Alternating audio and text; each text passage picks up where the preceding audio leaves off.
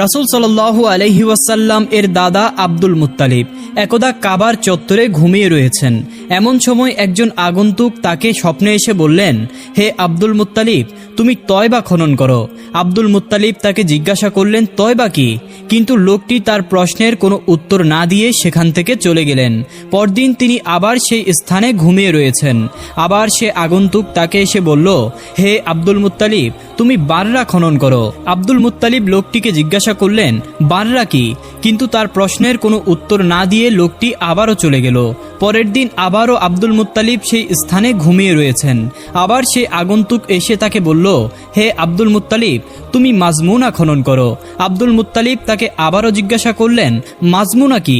কিন্তু আবারও লোকটি তার প্রশ্নের উত্তর না দিয়ে চলে গেলেন। পরদিন যখন আবার তিনি সেই স্থানে শুয়ে রয়েছেন, তখন সেই লোকটি তাকে আবার বলল, হে আব্দুল মুত্তালিব, তুমি জমজম খনন করো। আব্দুল মুত্তালিব তখন তাকে জিজ্ঞাসা করলেন, জমজম কি? লোকটি উত্তর দিল, জমজম হলো এমন একটি কূপ যার পানি কোনোদিনও শেষ হবে না। সে সর্বদাই মানুষের তৃষ্ণা নিবারণ করতে থাকবে, সে সর্বদাই হাজিদের তৃষ্ণা নিবারণ করতে থাকবে। আব্দুল মুত্তালিব জিজ্ঞাসা করলেন, আমি কিভাবে জানবো জমজম কূপের অবস্থান কোথায়? সে আগন্তুক বলল, যেখানে রয়েছে একটি পিপিলিকার ঘর এবং তার উপর রয়েছে রক্তরঞ্জিত একটি মাংস, আর সে মাংসটিতে ঠোকরাচ্ছে একটি কাক, সেই স্থানেই জমজম কূপ রয়েছে। আগন্তুক ব্যক্তি যখন আব্দুল মুত্তালিবকে জমজম কূপের পরিচয় এবং তার অবস্থান সম্পর্কে জানিয়ে দিলেন, তখন তিনি বুঝতে পারলেন এটা একটি সত্য স্বপ্ন। পরদিন নিয়ম অনুসারে আব্দুল মুত্তালিব ভোর করলেন। এরপর তিনি কূপ খোঁড়ার যন্ত্রপাতি নিয়ে কাবার চত্বরে আসলেন। তার সঙ্গে ছিল তার একমাত্র ছেলে হারেস ইবনে আব্দুল মুত্তালিব। হারিসই তখন আব্দুল মুত্তালিবের একমাত্র সন্তান ছিল, কারণ অন্যান্য সন্তানরা তখনও জন্মগ্রহণ করেনি। তিনি দেখতে পেলেন কাবার অদূরেই একটি উট জবেহ করা হয়েছে। এমন সময় একটি কাক সেখান থেকে একটি মাংসের টুকরো নিয়ে কাবা শরীফের অনতি দূরেই একটি পিপিলিকার বাসার উপর সে মাংসের টুকরোটি ফেলে দিল। অতঃপর সে ঠোঁট দিয়ে সেই মাংসের টুকরোটির উপর ঠোকরাতে লাগলো। আব্দুল মুত্তালিব তখন বুঝতে পারলেন এখানেই রয়েছে জমজম কূপের অবস্থান। এরপর সেই স্থানে গিয়ে তিনি কূপ খনন করতে লাগলেন। কূপ খনন করতে করতে যখন জমজম কূপের পার প্রকাশিত হয়ে গেল, তখন কুরাইশরা বুঝতে পারল আব্দুল মুত্তালিব তাদের পিতৃপুরুষ ইসমাইলের কূপের সন্ধান পেয়েছে। বুঝতে পেরে তারা তার চারপাশে ভিড় জমিয়ে ফেলল।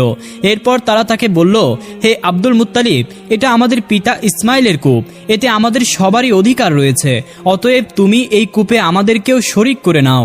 আব্দুল মুত্তালিব বললেন, আমি কোনোভাবেই তোমাদেরকে এই কূপের মালিকানা করব না। দৈব স্বপ্ন আমাকে দেখানো হয়েছে এবং এই কূপের সাথে আমাকেই বিশেষায়িত করা হয়েছে, তোমাদের কাউকে স্বপ্ন দেখানো হয়নি। অতএব তোমরা এই কূপের মালিকানায় আমার সাথে অংশীদার হতে পারবে না। কুরাইশরা তার এই কথা শুনে বলল, আমরা তোমার সাথে বিবাদ না করে এত সহজে কূপটির মালিকানা তোমার হাতে হস্তান্তর করব না। কুরাইশরা যখন তাকে কূপ খনন করতে প্রচণ্ড রকমের বাধা দিতে লাগলো, তখন আব্দুল মুত্তালিব আল্লাহ রব্বুল আলমিনের দরবারে দোয়া করলেন, হে আল্লাহ রব্বুল আলমিন, আজ যদি আমার 10টি সন্তান থাকতো, তাহলে তারা আমার পক্ষ হয়ে কুরাইশদের সাথে যুদ্ধ করত এবং আমাকে আমার কাজে সহযোগিতা করত। হে রহমানুর রহিম, তুমি যদি একে একে আমাকে 10টি সন্তান দান করো, তাহলে সেই 10টি সন্তানের মধ্য থেকে একজনকে আমি তোমার রাস্তায় কুরবানি করে দেব। অতঃপর কুরাইশরা আব্দুল মুত্তালিবকে বলল, হে আব্দুল মুত্তালিব, তুমি আমাদের মাঝে ইনসাফ প্রতিষ্ঠা করো, তুমি আমাদের পিতৃপুরুষ ইসমাইলের কূপটিকে একাই দখল করতে চেও না। তখন আব্দুল মুত্তালিব তাদেরকে বললেন, তাহলে তোমরাই ঠিক করো তোমরা কাকে বিচারক নির্ধারণ করতে চাও। কুরাইশরা বলল, ইয়েমেনে একজন গণক মহিলা থাকে, আমরা সকলে তাকেই বিচারক নির্ধারণ করলাম। আব্দুল মুত্তালিব বললেন, ঠিক আছে, তাতে আমারও কোনো আপত্তি নেই। এরপর কুরাইশরা আব্দুল মুত্তালিবের সঙ্গে সেই গণক মহিলার কাছে যাওয়ার জন্য রওনা করল। সেই দিনগুলি ছিল গ্রীষ্মের দিন। প্রচণ্ড গরমে আর রৌদ্রে সবকিছুই যেন পুড়ে যাচ্ছিল। দূর দূরান্ত পর্যন্ত মরুভূমির মাঝে কোনো গাছপালা ছিল না। এমনই এক কঠিন পরিস্থিতিতে আব্দুল মুত্তালিব তার সাথীদেরকে সঙ্গে নিয়ে সেই গণক মহিলার কাছে যাওয়ার জন্য ইয়েমেনের উদ্দেশ্যে রওনা করলেন। যখন তারা মক্কা এবং ইয়েমেনের মাঝামাঝি একটি মরুভূমিতে এসে উপনীত হলেন, তখন তাদের কাছে রাখা সকল পানিগুলি শেষ হয়ে গেল এবং তারা প্রচণ্ড ক্ষুধার্ত ও তৃষ্ণার্ত হয়ে পড়লেন। তৃষ্ণায় তারা এতটাই কাতর হয়ে পড়লেন যে তারা সকলেই নিশ্চিতভাবে বিশ্বাস করতে লাগলো কিছুক্ষণের মধ্যেই তাদের মৃত্যু এসে যাবে। আব্দুল মুত্তালিব তার সঙ্গীদের ভয় বুঝতে পেরে তাদেরকে জিজ্ঞাসা করলেন, তোমরা এখন কি করতে চাও? সকলেই উত্তর দিল, তুমি আমাদেরকে যেই পরামর্শ দিবে আমরা তোমার পরামর্শ মতোই চলব। অতএব বলো, আমাদের এখন এখন কি করা উচিত? আব্দুল মুত্তালিব তখন বলল, আমার মনে হয় আমাদের প্রত্যেকেরই এখন উচিত নিজেদের জন্য একটি একটি করে কবর খনন করা এবং সেই কবরে বসে মৃত্যুর জন্য অপেক্ষা করতে থাকা। যখন কেউ একজন মারা যাবে তখন অন্যান্য সঙ্গীরা তাকে সেই কবরে দাফন করবে। সর্বশেষে বাকি থাকবে মাত্র একজন ব্যক্তি। সকলেই দাফন না হওয়ার চাইতেও একজন ব্যক্তির দাফন না হওয়া অনেক উত্তম। অতঃপর আব্দুল মুত্তালিবের এই পরামর্শ অনুযায়ী সকলেই নিজের জন্য একটি একটি করে কবর খনন করলো এবং সেই কবরে বসে তার মৃত্যুর জন্য অপেক্ষা করতে লাগলো।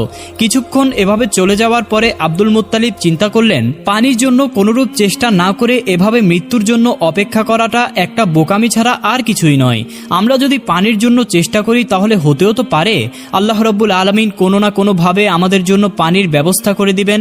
এরপর তিনি তার সঙ্গীদেরকে বললেন, হে ভাইরা আমার, এভাবে মৃত্যুর জন্য অপেক্ষা না করে চলুন, খুঁজে দেখি কোথাও কোনো পানি পাওয়া যায় কিনা। যদি আমরা পানির অন্বেষণ না করে এভাবেই নিজেদেরকে মেরে ফেলি তাহলে আমরা কাপুরুষ বলে বিবেচিত হব।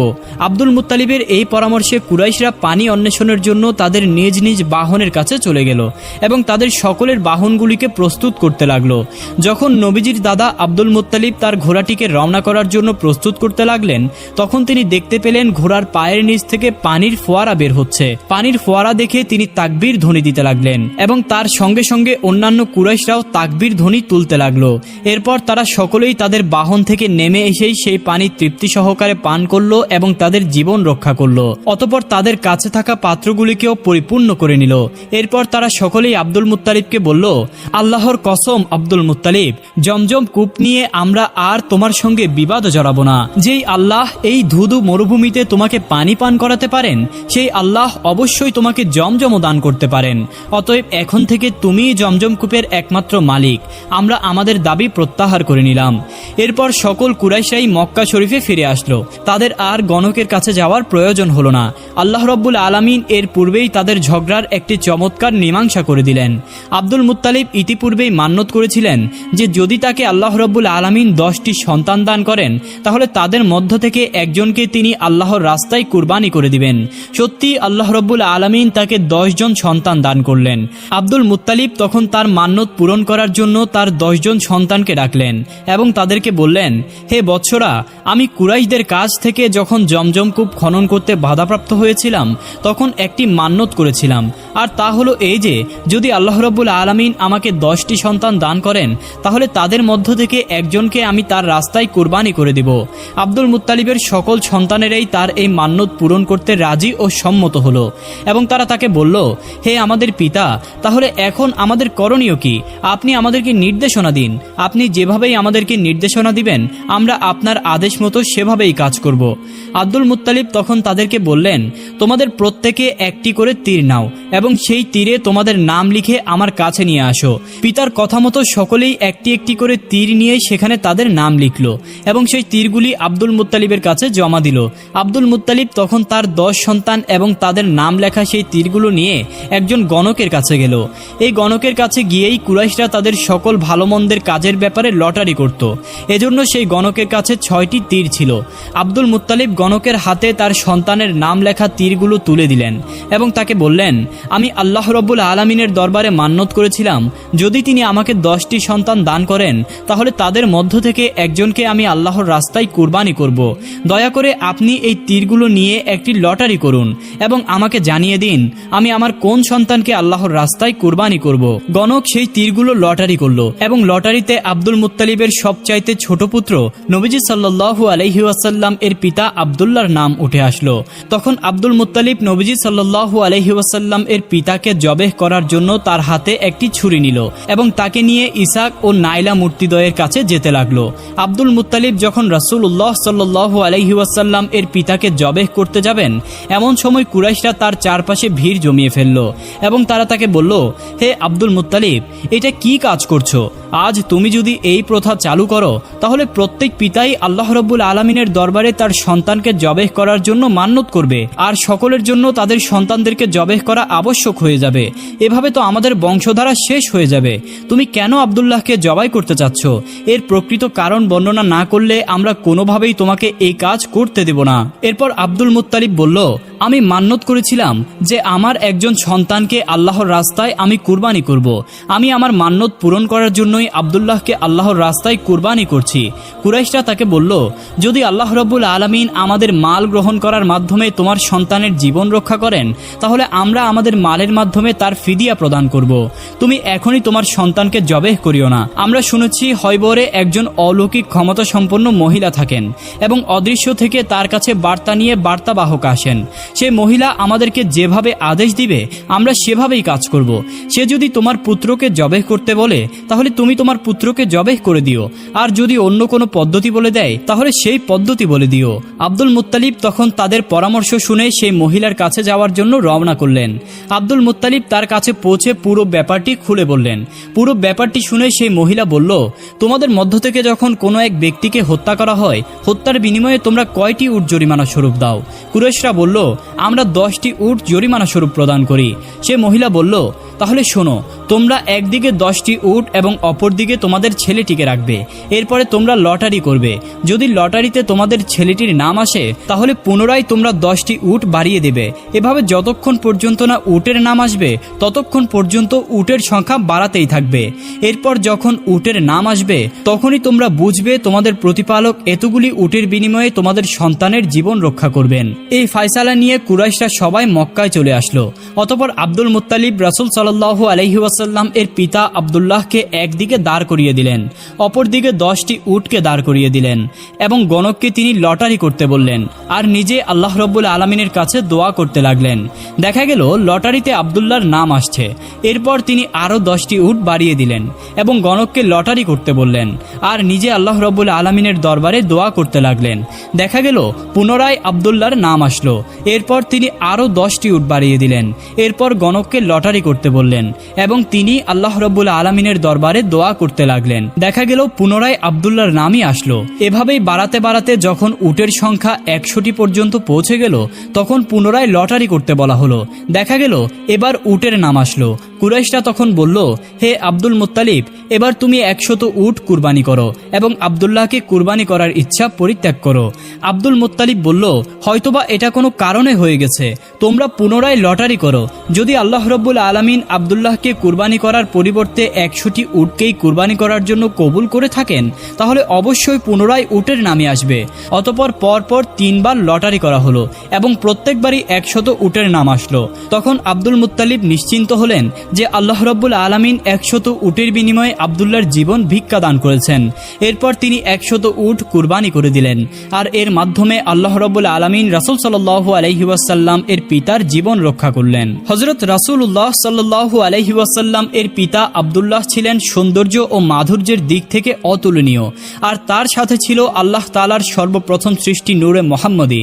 ফলে তার চেহারা হয়ে উঠেছিল উজ্জ্বল থেকে উজ্জ্বলতর। তার মধ্যে থাকা নূরে মুহাম্মদী সাল্লাল্লাহু আলাইহি ওয়াসাল্লাম এর সৌন্দর্য আর চরিত্র মাধুর্যের কারণে আরবের অনেক সম্ভ্রান্ত পুণ্যবতী নারী তাকে বিবাহের প্রস্তাব দিয়েছিলেন।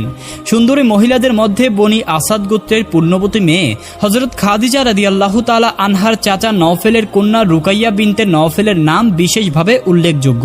একদিন রুকাইয়া কাবার পাশে দাঁড়িয়েছিলেন। আব্দুল্লাহ তার পাশ দিয়ে অতিক্রমকালে রুকাইয়া তার চেহারায় চমকিত হয়ে আশেকা হয়ে বলল, হে আব্দুল্লাহ, আমি প্রতিশ্রুতি দিচ্ছি যে পূর্বে তোমার জীবনের বিনিময়ে যে 100 উট কুরবানির কথা বলা হয়েছিল আমি সেই 100 উট তোমাকে পরিশোধ করে দিব। তুমি আমায় বিয়ে করো।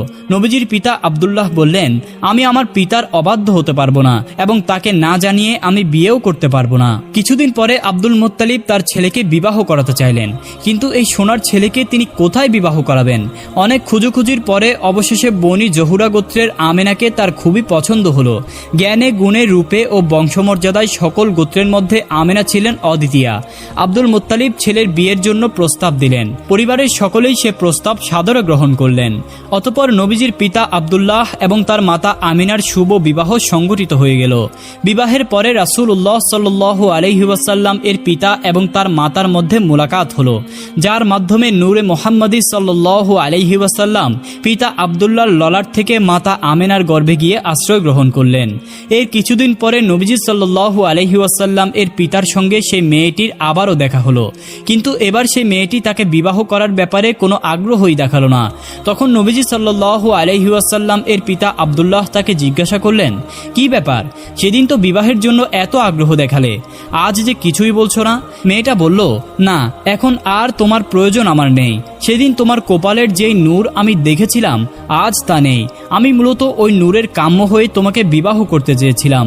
সে মেয়েটি ছিল তদানীন্তনকালের আরবের বিখ্যাত জ্ঞানী ব্যক্তি ওয়ারাকা বিন নওফেলের বোন। ওয়ারাকা ছিলেন বিভিন্ন ধর্মগ্রন্থের সুপণ্ডিত। তার মাধ্যমেই তার বোন রুকাইয়া জেনেছিলেন যে মক্কার একজন নবী অচিরেই আগমন করবেন। সেই নবীর পিতা যিনি হবেন তার ললাটে দেখা যাবে নূরে মুহাম্মদী সাল্লাল্লাহু আলাইহি ওয়াসাল্লাম এর উজ্জ্বল জ্যোতি। নবীজি সাল্লাল্লাহু আলাইহি ওয়াসাল্লাম এর যখন তার মায়ের গর্ভে 6 মাস পূর্ণ হয়েছে, এমনই সময় তার পিতা আব্দুল্লাহ মদিনায় ইন্তেকাল করেন।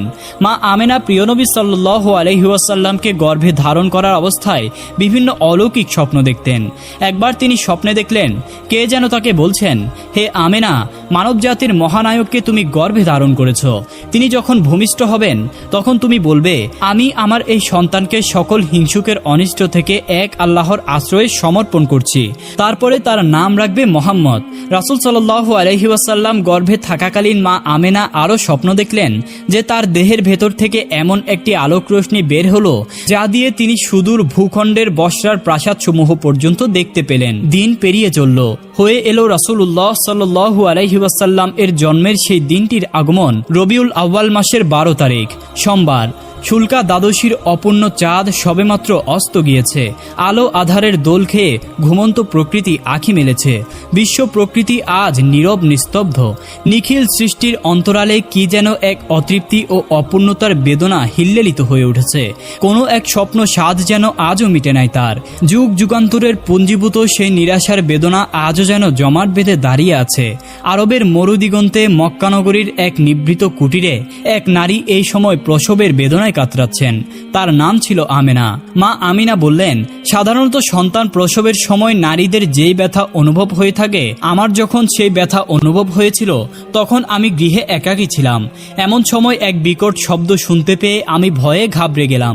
আমি ছোট একটি সাদা পাখি দেখতে পেলাম। সে তার পাখা দিয়ে আমার বক্ষ মুছতে লাগলো। এতে আমার সমস্ত ব্যথা ও ভীতি দূর হয়ে গেল। এরপর আমি আমার নিকটে এক গ্লাস সাদা শরবত পেয়ে তা পান করলাম, যাতে আমি শান্তি অনুভব করলাম এবং এক উজ্জ্বল আলো আমার দৃষ্টিগোচর হলো। ইতিমধ্যেই আমার নিকট শুভ্র ও উজ্জ্বল চেহারা বিশিষ্ট কয়েকজন মহিলা উপস্থিত হয়েছেন, যাদেরকে আমি ইতিপূর্বে কখনো দেখিনি। তাদেরকে দেখে আমি আশ্চর্য হয়ে গেলাম এবং ভাবতে লাগলাম, এরা আবার কোথা থেকে আসলো। তখনই তাদের একজন বলে উঠল, হে আমিনা, তোমার ভয় পাবার কোনো কারণ নেই। আমি ফেরাউনের স্ত্রী আসিয়া। আরেকজন বলল, আমি ঈসা আলাইহিস সালামের জননী মরিয়ম। আরেকজন বলল, আমি পৃথিবীর সর্বপ্রথম মানবী হাওয়া। আমিনা বললেন, এই সময়ে আমার খুবই খারাপ লাগছিল। আমি ঘন্টার একটি বিরাট শব্দ শুনতে পাচ্ছিলাম। পূর্বের শব্দগুলির চেয়ে পরের শব্দগুলি অধিক ভীতিকর ছিল। এমন সময় আসমান ও জমিনের মধ্যবর্তী স্থানের রেশমি কাপড়ের ন্যায় একটি সাদা কাপড় দেখতে পেলাম। শূন্যে কতগুলি পুরুষ মানুষ দাঁড়িয়েছিল, যাদের হাতে রৌপ্যের পান পাত্র ছিল। অতঃপর আমি একদল পাখি দেখলাম, তারা আমার নিকট আসলো। তাদের চক্ষু জমরদ পাথরের আর পাকগুলো ছিল ইয়াকুত পাথরের। এই সময় আল্লাহ তাআলা আমার চোখের পর্দা উঠিয়ে দিলেন। আমি সমস্ত পৃথিবীর পূর্ব পশ্চিমে 3টি পতাকা দেখতে পেলাম। একটি পূর্ব প্রান্তে, দ্বিতীয়টি পশ্চিম প্রান্তে আর তৃতীয়টি কাবা শরীফের ছাদের উপর ছিল।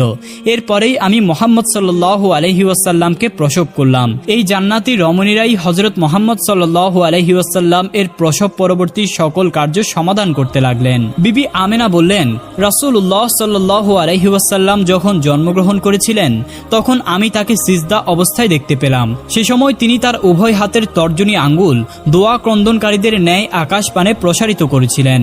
আল্লাহর নবী সাল্লাল্লাহু আলাইহি ওয়াসাল্লাম এই দুনিয়াতে আগমন করার পরে সর্বপ্রথম যে বাক্যটি উচ্চারণ করেছিলেন তা ছিল লা ইলাহা ইল্লাল্লাহু ওয়া আন্নী রাসূলুল্লাহ, এবং তিনি খতনা অবস্থায় জন্ম জন্মগ্রহণ করেছিলেন।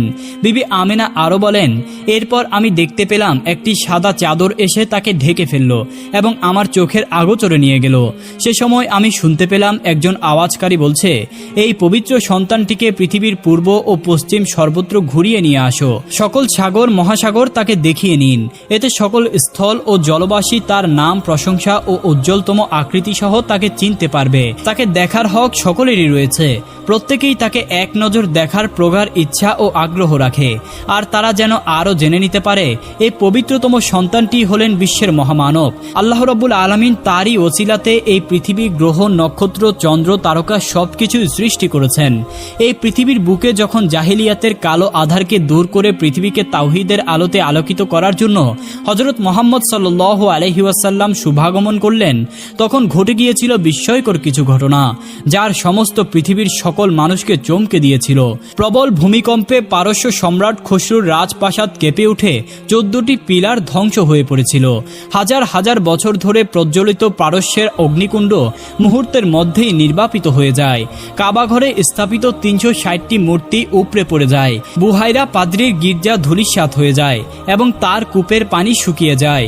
রাসূলুল্লাহ সাল্লাল্লাহু আলাইহি ওয়াসাল্লাম যখন মায়ের গর্ভ থেকে ভূমিষ্ঠ হলেন, তখন তার আম্মাজান তার দাদা আব্দুল মুত্তালিবকে খবর পাঠালেন যে আপনার এক পুত্র জন্ম হয়েছেন, আসুন আপনি দেখে যান।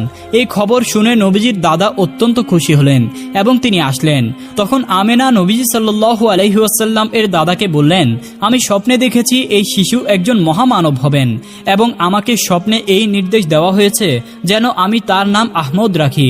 অতঃপর দাদা আব্দুল মুত্তালিব শিশু নবী মুহাম্মদ সাল্লাল্লাহু আলাইহি ওয়াসাল্লামকে কোলে তুলে নিয়ে কাবা শরীফে প্রবেশ করলেন। সেখানে তিনি তার পুত্রের জন্মের কারণে আল্লাহ রাব্বুল আলামিনের দরবারে শুকরিয়া আদায় করলেন। আরবের চিরচারিত প্রথা অনুযায়ী সপ্তম দিনে আব্দুল মুত্তালিব তার আত্মীয় স্বজনকে আকিকার উৎসবের জন্য দাওয়াত করলেন। আহারাদি সমর্পণ করার পরে কুরাইশ প্রধানগণ খুশি মনে এবং কৌতূহলী হয়ে তাকে জিজ্ঞাসা করলেন, হে আব্দুল মুত্তালিব, শিশুটির নাম রাখলে কি? আব্দুল মুত্তালিব আনন্দপূর্ণ বদনে উত্তর দিল, আমি তার নাম রেখেছি মোহাম্মদ, অর্থাৎ চরম প্রশংসিত। সমবেত সকলেই এই অভিনব নাম শুনে অত্যন্ত আশ্চর্যান্বিত হয়ে গেল। তারা বলতে লাগলো, মোহাম্মদ, এমন অদ্ভুত নাম তো আমরা ইতিপূর্বে আর কখনো শুনিনি। আমাদের দেবদেবতার নামের সাথে নাম মিলিয়ে না রেখে তুমি এই নাম রাখলে কেন? আব্দুল মুত্তালিব উত্তর দিলেন, আমার স্নেহের নাতিটি হবে বিশ্ববরেণ্য এবং পৃথিবীর সর্বত্রই সেই প্রশংসিত হবে, তাই আমি তার নাম রাখলাম মোহাম্মদ।